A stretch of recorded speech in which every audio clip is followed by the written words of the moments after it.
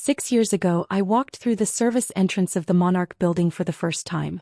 Cleaning staff uses the back door, the doorman had sneered, pointing to the narrow alley behind Manhattan's most prestigious residential tower. I was 25, fresh out of business school, and working as a night cleaner to support my fledgling real estate investment company. Today I stood in that same alley, but this time I wasn't holding cleaning supplies. Instead, I clutched a folder containing ownership papers for the entire building. Frank Morrison, that same doorman, was about to learn an expensive lesson about judging people by which door they use. But let me start from the beginning. The Monarch wasn't just any luxury building, it was the address for New York's elite.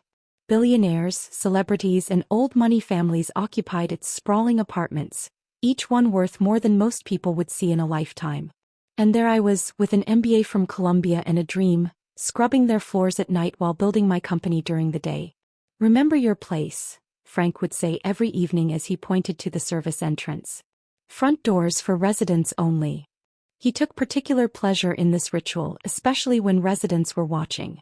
One of those residents was Diana Harrison, the self-proclaimed queen of the building's social scene.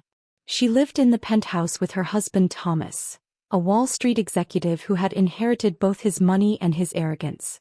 "Oh, look, Thomas," she would laugh, deliberately dropping her designer shopping bags for me to pick up. "Our little cleaning girl thinks she can wear a Cartier watch. Must be fake, right?" The watch had been my mother's last gift to me before cancer took her. I had worn it every day while helping her clean houses to pay for my education. Now, as I cleaned the Harrisons' penthouse each night, that watch reminded me that I was more than just their cleaning girl. What Diana didn't know, what none of them knew, was that while I cleaned their apartments, I was learning everything about the building. Every maintenance issue they complained about, every structural problem they ignored, every violation they covered up with money and influence. I documented everything. During the day, I built my company Phoenix Real Estate Holdings, working from a tiny studio apartment in Queens. Each investment was small at first, distressed properties that larger companies overlooked. But I had learned from my mother that success isn't about starting big. It's about starting smart. "Sophia," my best friend Maya would say, "why keep cleaning their apartments? You're making good money with Phoenix now." But I stayed because I had discovered something about the Monarch that none of its wealthy residents knew. The building was in trouble. Serious trouble. The first sign came during a night shift when I overheard Thomas Harrison arguing with the building manager. "These maintenance costs are unsustainable," the manager had warned. "The building's infrastructure needs a complete overhaul." Thomas, in his infinite wisdom, had laughed it off. "Just keep patching things up. No one needs to know." But I knew. Every night as I cleaned their marble floors and crystal chandeliers, I gathered information. Building reports mysteriously appeared in my phone's camera roll. Maintenance logs found their way into my growing file. The residents were too busy looking down their noses at me to notice what I was really cleaning, their secrets. Then came the night that changed everything. I was cleaning the Harrisons' penthouse when I overheard Thomas on his phone, his voice urgent and afraid. "The bank's calling in our loans," he hissed to someone. "The building's underwater. We need to sell before everyone finds out." I smiled as I pushed my cleaning cart past his home office. What Thomas didn't know was that Phoenix Real Estate Holdings had spent the last year quietly buying up the Monarch's debt through various shell companies. Every time they refinanced to cover their mounting maintenance costs, my company was there, hidden behind layers of corporate paperwork. The residents continued their ritual humiliations, blissfully unaware that their cleaning girl was slowly becoming their creditor. "Use the service elevator," Frank would remind me each night, enjoying his little power trip. "Wouldn't want to offend the residents with your presence." I took the service elevator dutifully, but not before noting how the main elevator's maintenance logs showed critical failures waiting to happen. Each insult they threw at me was another piece of information I could use. "Did you hear?" Diana Harrison announced one evening to her socialite friends in the lobby. "Sophia actually applied for a resident parking spot. As if a cleaner could afford to live here." Their laughter echoed off the marble walls. What they didn't know was that by then Phoenix owned 60% of the building's debt. Every mortgage they refinanced, every loan they took out to cover their extravagant improvements, it all came back to my company. The residents held their noses high, attended their rooftop parties, and never once questioned why their cleaning girl kept such meticulous notes about their building's infrastructure. Then the final piece fell into place. The building's original loans held by First Manhattan Bank were coming due. The residents, led by Thomas Harrison, had assumed they would simply refinance again. They had no idea that Phoenix had already bought the notes. "Sophia," Maya said when she saw the numbers, "you own them." I continued cleaning for 2 more weeks, watching as Thomas Harrison made frantic calls to investors. Watching as Diana ordered new furniture for their penthouse, oblivious to the financial tsunami about to hit. Watching as Frank continued his nightly ritual of sending me to the service entrance. "Remember," he said just last night, his voice dripping with contempt, "servants don't use the front door." I had smiled and nodded, knowing it would be the last time I would use that service entrance. Because this morning, Phoenix Real Estate Holdings had called in all the loans. The Monarch's residents had exactly 48 hours to come up with $300 million, or ownership would transfer to my company. Now, standing in that familiar alley one last time, I looked up at the building I was about to own. 6 years of humiliation, of careful planning, of turning their condescension into opportunity, had led to this moment. My phone buzzed, a message from my lawyers confirming that the paperwork was ready. In exactly 1 hour I would walk through the front door of the Monarch, not as a cleaner but as the owner. Frank was about to learn that sometimes the person he sends to the service entrance might just end up owning the whole building. And the first thing I planned to change? All the locks, starting with the front door he had never let me use. At exactly 9 a.m., I walked toward the Monarch's front entrance, my heels clicking against the sidewalk. No cleaning cart this time. No uniform. Just a Chanel suit that cost more than Frank's monthly salary and the quiet confidence of someone who knew they held all the cards. Frank was at his usual post, examining my approach with growing confusion. I watched recognition dawn in his eyes, followed by his practiced sneer. "Service entrance is around back," he started, but I cut him off by holding up the building's ownership papers. "Actually, Frank, I'll be using the front door. In fact, I'll be using any door I want in my building." The color drained from his face as he read the Phoenix Real Estate Holdings letterhead. "Your building." "That's right."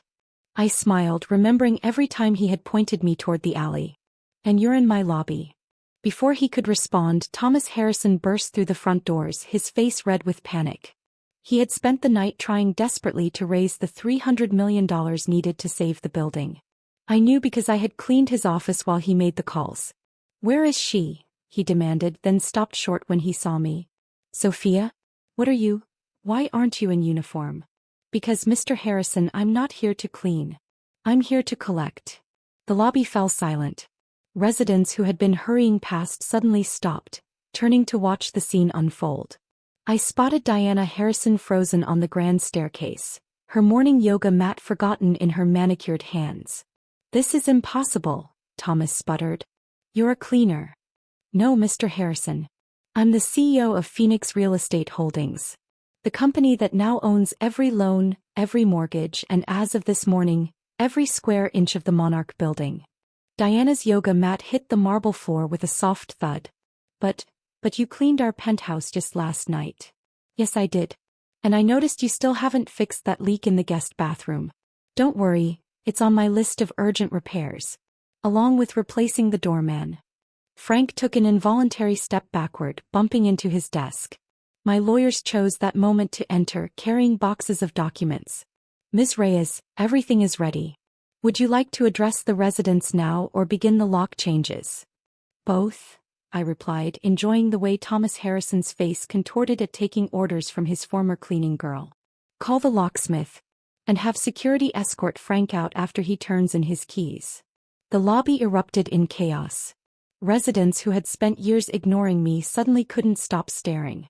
Diana Harrison rushed down the stairs, her perfect makeup unable to hide her panic. "Sophia, darling," she tried, her voice honey-sweet. "Surely we can discuss this? Perhaps over lunch at Le Cirque." I checked my mother's Cartier watch, the one she had mocked as fake. "Sorry, Diana. I have a building to renovate. Starting with your penthouse." "Our penthouse?" Thomas stepped forward, attempting to intimidate me with his height. "Now see here, you can't just dash." "Actually, I can. Your lease violations alone would justify eviction." The unauthorized renovations, the prohibited subletting, the unreported damage to historical features. I pulled out my phone, scrolling through years of documented violations. Would you like me to continue? The crowd of residents grew larger as word spread through the building. People who had walked past me for years without a glance now watched in stunned silence as their cleaning girl revealed herself as their new owner. "This is our home," Diana whispered, her voice breaking. "No, Mrs. Harrison. This is my building. One that you and your husband have systematically neglected while spending money on rooftop parties and luxury renovations. Did you really think no one would notice the infrastructure falling apart around you?" Security arrived with boxes for Frank's personal items. He stood frozen, watching as they began removing his nameplate from the desk where he had sat in judgment of others for 15 years. "The service entrance," he managed weakly. "I was just following orders about the service entrance." "And now I'm giving orders," I replied. "Please escort Mr. Morrison out. Through the back door, of course. After all, former employees shouldn't use the front entrance." The irony wasn't lost on anyone in the lobby. My contractors arrived next, carrying plans for the building's desperately needed renovations. Each improvement I had secretly documented over 6 years would finally be addressed. The residents watched in helpless silence as their neglect was literally mapped out in front of them. "You have 30 days, I announced to the gathered crowd. "Rent will triple to cover the repairs your negligence has made necessary. Those who can't or won't pay will need to find new accommodations." "Triple?" Thomas Harrison's face went from red to purple. "That's more than even we can afford." I smiled, remembering all the times he had complained about my cleaning rates. "Well, Mr. Harrison, perhaps you should have thought about affordability before ignoring the building's maintenance for so long. I hear there are some lovely apartments available in Queens." Diana grabbed her husband's arm, her voice rising hysterically. "Thomas, do something. She was our maid." "No, Mrs. Harrison. I was never your maid. I was a business owner gathering market research. Very expensive market research, as you're about to discover." The locksmith arrived, and I took particular pleasure in watching him change the lobby doors first. Frank stood outside, his box of belongings in his arms, forced to watch through the same glass doors he had once guarded so zealously. "Sophia," Thomas tried one last time, his voice almost pleading. "What do you want? Name your price." I turned to face him fully, thinking of every condescending remark, every deliberate humiliation, every time they had treated me as beneath them. "What I want, Mr. Harrison, is for you to pack your things. Your penthouse needs extensive renovations, all documented during my nightly cleaning sessions. You have until the end of the week to vacate." "The end of the week?" Diana's voice rose to a shriek. "But where will we go? May I suggest the service entrance? I hear it's available." Over the next few hours I sat in my new office, formerly Thomas Harrison's private conference room, and watched the building transform. New security teams replaced the old guards who had followed Frank's discriminatory policies. Contractors began assessing the long-ignored repairs. And one by one, residents who had never bothered to learn my name came to plead their cases. My phone buzzed constantly with messages from real estate agents, lawyers, and residents desperate to maintain their addresses. I ignored them all, focusing instead on the building plans spread across my desk. That evening, as the sun set over Manhattan, I stood in the penthouse that had once belonged to the Harrisons. Their furniture was already being removed, their precious artwork carefully documented and stored. Tomorrow workers would begin transforming it into my new home. Maya joined me carrying champagne. "To the new owner of the Monarch," she toasted. "And to Karma." I smiled, touching my mother's watch. "To knowing your worth, even when others don't see it." Through the floor-to-ceiling windows, I could see Frank standing on the sidewalk, still in his uniform, staring up at the building he had guarded so jealously. Diana Harrison sat in her parked car, mascara streaking her cheeks as reality set in.